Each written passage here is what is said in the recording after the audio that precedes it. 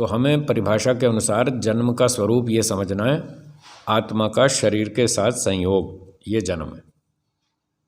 बाकी वो कर्म कर पाएगा नहीं कर पाएगा वो तो उसके पिछले कर्मानुसार सुविधाएं उसको दी गई। तो जैसे कुछ बड़े प्राणी हैं थोड़े ज़्यादा बुद्धि वाले अन्यों की तुलना में, जैसे कुत्ता है, गाय है, घोड़ा है, ठीक है, इनमें थोड़ी सी बुद्धि है, ये अपना काम ठीक ठाक कर लेते हैं और थोड़ा घूम घाम लेते हैं, कुछ सेवा भी कर देते हैं मनुष्यों की। तो इन प्राणियों में भी कर्म करने की थोड़ी थोड़ी स्वतंत्रता है, बहुत ज़्यादा नहीं है, क्योंकि साधन नहीं पूरे। जितने साधन मनुष्यों के पास हैं, जैसे अभी अभी बताए, इतने साधन और प्राणियों के पास हैं नहीं, इसलिए वो ज़्यादा कर्म कर ही नहीं सकते। उस पर प्रतिबंध लगा रखा है ईश्वर ने कर्म फल के कारण। फिर भी जितनी भी सुविधा उनको दी है, तो कुत्ता है अपनी मर्जी से घूम लेता है गली में इधर उधर, थोड़ा बहुत सड़क पे गार्डन में भी घूम आता है। बंदर है वो अपना बाग बगीचे में जंगलों में घूमते रहते हैं, कूदते रहते हैं, अपना खाना ढूंढते रहते हैं जहाँ भी जैसा मिल जाए। तो ऐसे प्राणी थोड़े थोड़े अपने काम करते रहते हैं और इतनी स्वतंत्रता में थोड़ा थोड़ा कहीं कहीं नुकसान भी कर देते हैं। जैसे बंदर आ जाते हैं, वो बगीचे में से सामान खा जाते हैं, फल खा जाते हैं, सब्जियां बिगाड़ देते हैं या खा जाते हैं, कुछ खा भी जाते हैं, कुछ बिगाड़ भी देते हैं, सामान भी तोड़ देते हैं, नुकसान कर देते हैं। उस दिन वो बिजली का मीटर तोड़ दिया था बंदरों ने। तो ये जो तोड़ते हैं, ये थोड़ा थोड़ा उनको 2-4-5% कर्म करने की स्वतंत्रता है। इस कारण से उनके थोड़े थोड़े पाप कर्म भी गिने जाते हैं। जितना जितना वो नुकसान करते हैं मनुष्यों का या और दूसरों का, उतना उतना उनको पाप लगता है। पर क्योंकि वो बहुत ज़्यादा बुद्धिशाली नहीं है, बहुत ज़्यादा साधन नहीं है, बहुत सारी उनको स्वतंत्रता भी नहीं है, इसलिए उनकी ये पुण्य पाप करने की जो सीमा है वो बहुत थोड़ी सी है, 2-4-5%। मनुष्य के पास पूरे साधन हैं, बुद्धि है, मन है, इंद्रियां हैं, शरीर हैं, विद्या है, गुरुजन है, सारी सुविधा है। इसलिए मनुष्य को तो पूरी स्वतंत्रता है 100% कर्म करने की। तो मनुष्य जो भी अच्छा बुरा कर्म करेगा उसका तो पूरा पूरा हिसाब होगा, उसके तो 100% गिने जाएंगे पाप पुण्य। और बाकी बेचारे बंधन में वो थोड़ी बहुत गड़बड़ करते हैं। तो जैसे एक आदमी जा रहा था सुबह गार्डन में सैर पे, एक कुत्ता आया पीछे पीछे, उसने काट खाया उसको, उस व्यक्ति को पाँव में काट लिया। होता है ना ऐसा, कभी कभी कुत्ते काट लेते हैं। तो अब बेचारे का कोई दोष भी नहीं था, वो तो अपने सैर करने जा रहा था, कुत्ते को उसने छेड़ा भी नहीं, कुछ भी नहीं, तंग भी नहीं किया। फिर भी कुत्ते का दिमाग घूम गया और उसने जाके काट खाया। तो अब बताओ कुत्ता अपराधी है या नहीं? अब अपराधी है, उसने निर्दोष को काटा। तो ऐसे ऐसे वो थोड़ी बहुत गलतियां कहीं कहीं कर लेते हैं। तो जब इस प्रकार से निर्दोष व्यक्ति को कुत्ता काटता है तो उसको पाप लगता है। और कोई चोर आया हो और चोर को काट खाए और उसको पकड़वा दे तो फिर अच्छा कर्म होने से इनाम भी मिलता है। कई पुलिस वाले ऑफिसर होते हैं, कुत्तों को ट्रेनिंग देते हैं, उनके मास्टर होते हैं और बढ़िया ट्रेनिंग देते हैं, और फिर वो चोरों को पकड़ने के लिए कुत्तों को ले जाते हैं। कुत्ते सूंघ सूंघ करके वो पकड़वा देते हैं कि हाँ ये चोर ऐसा ये है, यहाँ पर ऐसे ऐसे वो ढूंढ ढांड के उनकी बड़ी सहायता करते हैं पुलिस वालों की। तो जब वो इस प्रकार से सहायता करते हैं चोरों को पकड़ने में, तो उनको पुण्य मिलता है और पुलिस डिपार्टमेंट की तरफ से उनको इनाम भी मिलता है, उनको सुविधाएं भी अच्छी दी जाती हैं, खाना भी बढ़िया होता है, उनको बहुत सारा प्रोत्साहन मिलता है। तो इससे पता चलता है कि थोड़े थोड़े 2-4-5% कर्म की स्वतंत्रता इन प्राणियों में भी है। आपने बरामदे में दही रख दी, जमने के लिए ठंड का मौसम था, वहाँ ईंटों के ऊपर दही रख दी, आई बिल्ली और खा गई। एक कौवा आया, उसने बिगाड़ दी। तो आप उसको खराब मानते कि हमारी दही बिगाड़ दी, कौवे खा गया, बिल्ली ने दही खा ली। तो इस प्रकार से तो हम दोषी मानते हैं ना, वो तभी तो दोषी मानते हैं, उनकी स्वतंत्रता है। स्वतंत्रता ना हो तो फिर वो पराधीन हो पूरा 100%, तो वो दोषी नहीं बनेगा। बंदूक 100% पराधीन है, अब बंदूक से किसी को गोली मार दो तो क्या बंदूक को अपराध गिना जाता है? न वो अपराधी मानी जाती है, न उस पर मुकदमा होता है, न उसको दंड मिलता है। तो पशु पक्षी यदि 100% पराधीन होते, परतंत्र होते, तो न इनको हम दोषी मानते, न इनको दंडित करते, न इन पर गुस्सा करते, न इन पर झगड़ा रगड़ा करते, कुछ नहीं करते इनके विरुद्ध में। जैसे बंदूक पे कोई गुस्सा नहीं करते, बिल्ली पे तो करते हैं, कुत्ते पे करते हैं, कौवे पे करते हैं, जब हमारा सामान बिगाड़ देता है तो लोग कौवे, कबूतर, कुत्ते, बिल्ली सब पर गुस्सा करते हैं। इससे सिद्ध होता है कि उनकी स्वतंत्रता है। फिर भी ये प्राणी लोग बहुत ज़्यादा अपने नियम से चलते हैं, संयम में रहते हैं, कम से कम गलतियां करते हैं, बहुत कम करते हैं, कभी कभार करते हैं।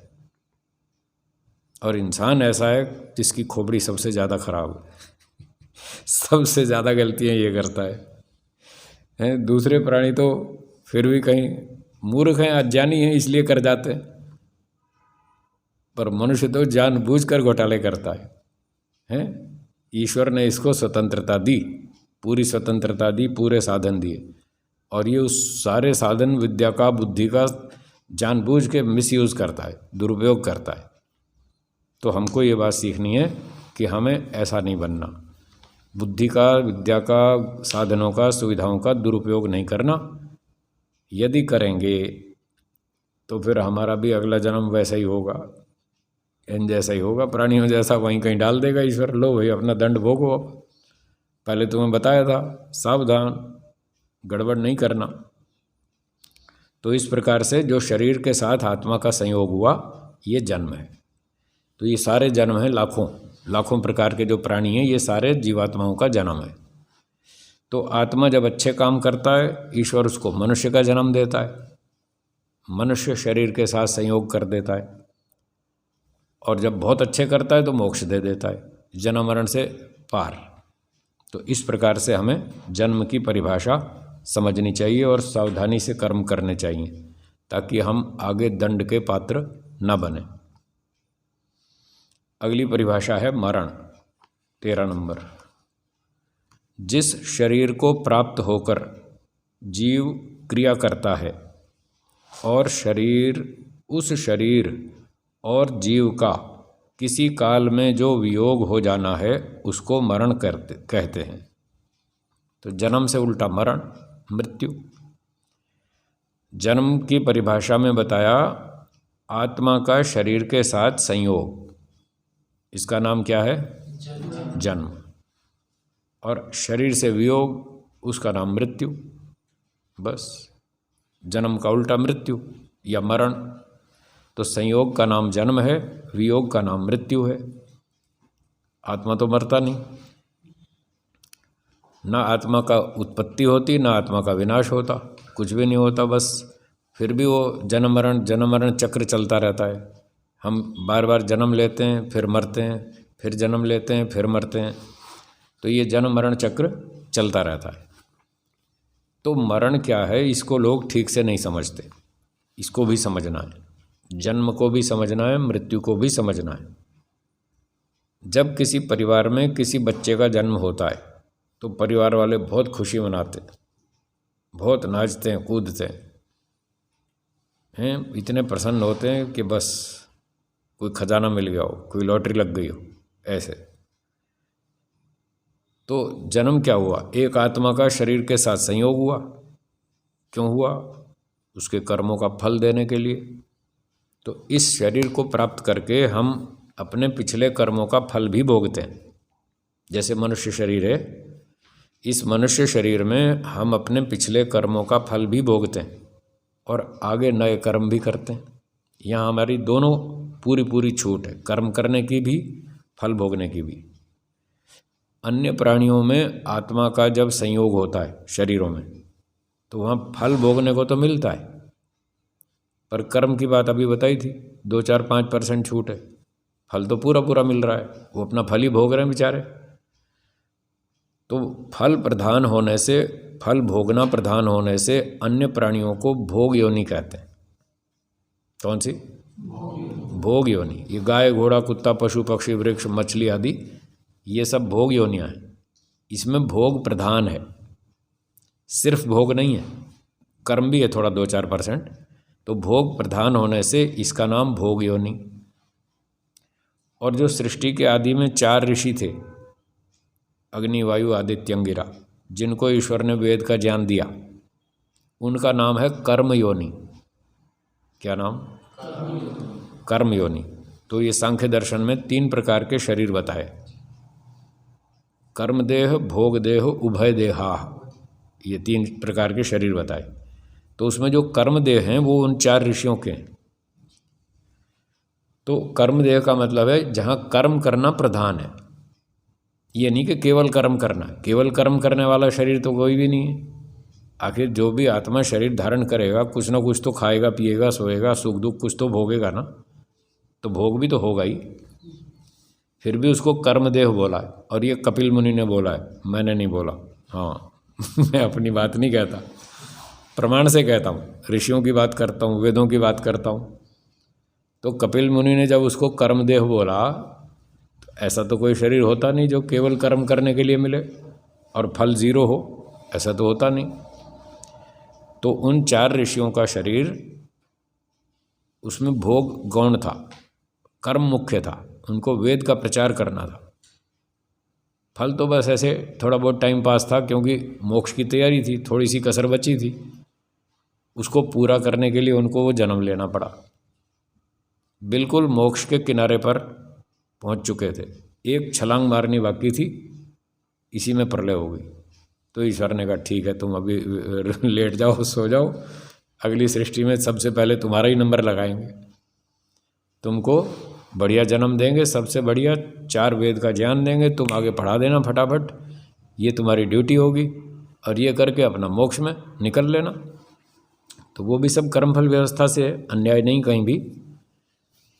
तो उन 4 ऋषियों को ये कर्म प्रधान होने से कर्मदेह बोला, और खाना पीना तो सामान्य होता ही था।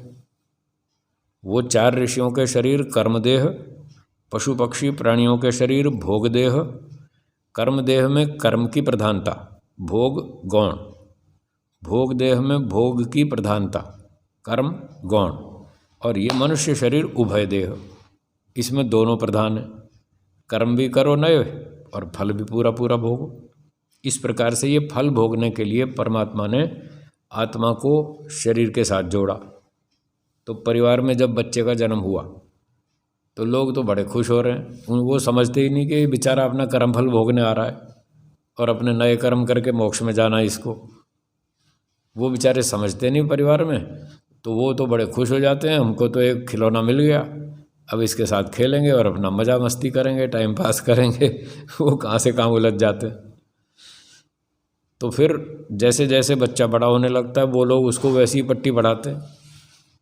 चाहिए तो ये था सिखाना कि भाई तुम्हें मोक्ष में जाना है, तुम आत्मा हो, तुम अपनी यात्रा में चल रहे हो, ये बीच में एक शरीर मिला है, इस शरीर से तुमको मोक्ष की यात्रा करनी है, ये सिखाना चाहिए था। माता पिता और गुरुजन बच्चे को ये सिखाते, तो वो भी फिर उस एंगल से अपना जीवन जीता कि मुझे मोक्ष में जाना है। मोक्ष में जाना है तो फिर 100% अच्छे काम करने हैं, उसके लिए फिर शास्त्र पढ़ने हैं, बुद्धि को अच्छा बनाना है, अच्छे काम करने हैं। तो उसका जीवन का जो तरीका होता फिर इस तरह से होता। पर वो परंपराएं टूट गई, अब वेदों का प्रचार रहा नहीं, राजा प्रजा सब विरुद्ध चल रहे हैं। तो वो फिर अपना नाचते हैं, कूदते हैं, बच्चे का जन्म हुआ, खाओ पियो खेलो कूदो, और वो कहाँ से कहाँ उलझ गए। और उसको भी ऐसे ही बना देते हैं, खाओ पियो, उसको सुख लेना सिखा देंगे यहाँ संसार में, इंद्रियों का भोगों का सुख लेना सिखा देंगे।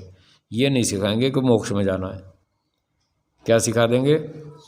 बच्चे को आइसक्रीम खिलाएंगे और कहेंगे बोलो बेटा कैसी है, अच्छी है ना? हाँ हाँ अच्छी है। उसको आइसक्रीम का सुख लेना सिखा देंगे। फिर जलेबी खिलाएंगे, जलेबी खाओ बेटा, फिर वो जलेबी खाएगा। फिर पूछेंगे कैसी है, अच्छी है ना? अब वो ना कैसे बोलेगा, और वैसे लगती भी अच्छी है, तो उसको अच्छी भी लगती है और वो पढ़ा भी देते हैं, हाँ हाँ बहुत अच्छी है, चलो चलो तुम्हें खिलौने दिलाएंगे।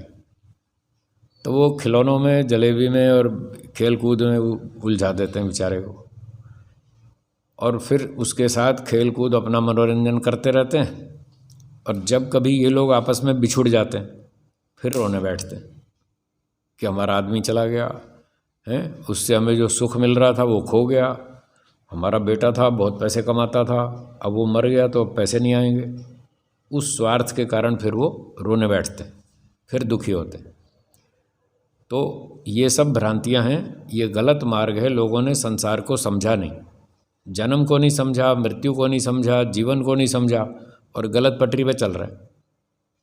अगर ऋषियों के अनुसार, वेदों के अनुसार जन्म और मृत्यु को समझते तो मृत्यु कोई इतनी खराब चीज़ नहीं है जितना लोग ये उल्टी पटरी पे चल रहे हैं, इसलिए उनको बहुत दुख होता है, वो रोने बैठ जाते हैं। इसमें रोना क्या है? आपने एक ट्रेन में रिजर्वेशन करा लिया, दिल्ली से बम्बई तक का आरक्षण करा लिया, उस दिन उचित समय पर जाके बैठ गए ट्रेन में, ट्रेन चल पड़ी, आपकी यात्रा हो रही है, ठीक चल रही है। तो चलते चलते ट्रेन कोटा पार कर गई, बड़ौदा आ गया, सूरत आ गया, अब बोरीवली आ गया, बॉम्बे सेंट्रल पे उतरना है, वहाँ तक की टिकट है आपकी। तो जैसे जैसे बॉम्बे सेंट्रल नज़दीक आता जाता है, आपको ट्रेन से उतरने की तैयारी शुरू कर देते हैं, भाई अपना सामान वामान पैक कर लो, अब उतरना है। जब यात्रा पूरी हो गई, बॉम्बे सेंट्रल स्टेशन आ गया और उस समय आपने ट्रेन को छोड़ दिया, क्या उस समय ट्रेन छोड़ने में आपको कष्ट होता है? कोई रोना आता है? फिर वो तो सीधी सी बात है, हमारा आरक्षण यहीं तक था, यात्रा पूरी हो गई, आप आराम से ट्रेन छोड़ देते हैं खुश होकर के, कोई रोते नहीं, धोते नहीं, दुखी नहीं, चिंता नहीं, परेशानी नहीं, कुछ नहीं। पर जीवन को ये नहीं समझ रहे कि जीवन भी एक यात्रा है, अब हमारा आखिरी स्टेशन आ गया है, अब हमको शरीर छोड़ना है। उस समय रोने बैठ जाते हैं। वो मरने वाला भी रोता है और घर के लोग भी रोते हैं। अगर ये समझा होता कि ये जीवन एक यात्रा है, मृत्यु का स्टेशन आएगा, हमको ये ट्रेन खाली करनी है, ये डब्बा छोड़ देना है, ऐसे पढ़ते जीवन को, ऐसे समझते तो मरने पर दुखी नहीं होते। जैसे डिब्बा आराम से छोड़ दिया, ऐसे शरीर को आराम से छोड़ देते और अपनी अगली यात्रा पे चलते कि अब अगला जन्म लेंगे, फिर यात्रा पूरी करेंगे। जब तक मोक्ष का स्टेशन नहीं आएगा तब तक यात्रा जारी रहेगी, एक के बाद एक, अगला शरीर, अगला शरीर। तो उसमें शरीर बदलना, बस इतनी तो बात है, रोने की क्या बात है इसमें? एक आदमी को यहाँ से अमेरिका जाना है, तो यहाँ से तो हवाई जहाज चलता नहीं और कार में पहुँच नहीं सकता अमेरिका, तो कार में तो यहाँ से दिल्ली तक जाएगा, फिर दिल्ली में वो कार छोड़ देगा, जहाज़ में बैठेगा, वो हवाई जहाज़ उसको लंदन में उतार देगा, लंदन से दूसरा जहाज़ पकड़ेगा, वो उसको अमेरिका उतार देगा। तो उसको 3-4 साधन बीच में बदलने पड़े और अमेरिका एयरपोर्ट पे उतर के फिर उसका बेटा उसको कार भेजेगा, फिर वहाँ से वो हवाई जहाज़ छोड़ के कार में बैठेगा। तो उसने 3-4 साधन वाधन बीच में बदल लिए। इसमें कोई तकलीफ़ हुई क्या? फिर यहाँ शरीर बदलने में क्यों तकलीफ़? इसीलिए कि हम इसको यात्रा नहीं समझते। हम ये समझते हैं हम हमेशा यहीं रहेंगे, यही हमारी जागीर है, हम यहाँ कब्जा करके बैठ जाते हैं, ये मकान मेरा है, ये बंगला मेरा है, ये संपत्ति मेरी है, और जब वो छोड़ना पड़ता है फिर रोना पड़ता है। तो मृत्यु को समझें, केवल शरीर बदलना, बस इतना ही है। गीता गीता की बात करते हैं गीता पढ़ते हैं, गीता समझ तो आती नहीं हैं। वासांसी जीर्णानि यथा विहाय, जैसे आदमी पुराने कपड़े छोड़ के नए कपड़े पहन लेता है, ऐसे पुराना शरीर छोड़ के नया शरीर धारण करता है। क्या पुराने कपड़े छोड़ने में कष्ट होता है? फिर क्यों कष्ट हो रहा है? मरने के समय क्यों कष्ट हो रहा है? मरना का मतलब सिर्फ इतना, कपड़े बदलना, कार छोड़ के हवाई जहाज में बैठना, इसमें क्या दुख है? तो इस प्रकार से ऋषि दयानंद जी कहते हैं मृत्यु को समझो, बस शरीर से अलग होना इतनी ही मृत्यु है, इसमें क्या रोना धोना, बल्कि तैयारी करो कि पुराना शरीर छूट गया, अब नया मिलेगा। अब एक आदमी ने 15 साल कार चला ली, घिस पिट गई, पुरानी हो गई। अब वो कहता है यार ये कार अच्छी नहीं है, पता नहीं खतरा है, कहीं जंगल में खड़ी होगी तो क्या होगा, निकालो इसको, नई कार लेंगे। उसने पुरानी कार छोड़ दी, नई खरीद ली, उसको परेशानी है या आनंद है? तो पुराना शरीर छोड़ते समय ऐसे ही सोचना, ये पुरानी कार है, घिस पिट गई, छोड़ो, अब नई कार लेंगे और अपना आगे की यात्रा बढ़िया करेंगे। बिना टेंशन। ऐसे मृत्यु को समझो, आपको कोई डर ही नहीं लगेगा, कोई दुख नहीं होगा, कोई चिंता नहीं सताएगी, कोई भय नहीं लगेगा। सच्चाई पर चलेंगे, ईमानदारी से काम करेंगे, फटाफट 2-4 जन्म में मोक्ष हो जाएगा। ठीक है, समय तो हो गया, एक लाइन और बोल दूँ। लोग मरने से डरते हैं और मृत्यु को रोकना चाहते हैं कि मौत नहीं आ जाए, मौत को रोको, मौत नहीं आ जाए। तो हमारे शास्त्रकार समझाते हैं मृत्यु को रोकने से मृत्यु नहीं रुकेगी। अगर मृत्यु को रोकना हो तो जन्म को रोको। अब लोगों को जन्म लेने में तो डर नहीं लगता, मरने से डर लगता है, और मृत्यु को रोकना चाहते हैं, उससे रोकने वाली नहीं। कल परसों हमने वैशेषिक में पढ़ा था, कारण अभावात कार्य अभाव। कारण को हटाओ, कार्य हट जाएगा। मृत्यु तो कार्य है, उसका कारण है जन्म। यदि जन्म लेना बंद कर दे तो मृत्यु बंद हो जाएगी। तो मृत्यु को रोकने से मृत्यु नहीं रुकेगी, जन्म को रोको। जन्म को रोकने का मतलब मोक्ष में जाओ, बस। तो ये करना है, इसलिए मरने से डरना नहीं है, मोक्ष की तैयारी करो, सब समस्या हल। विराम देंगे, एक बार ओम का उच्चारण करेंगे।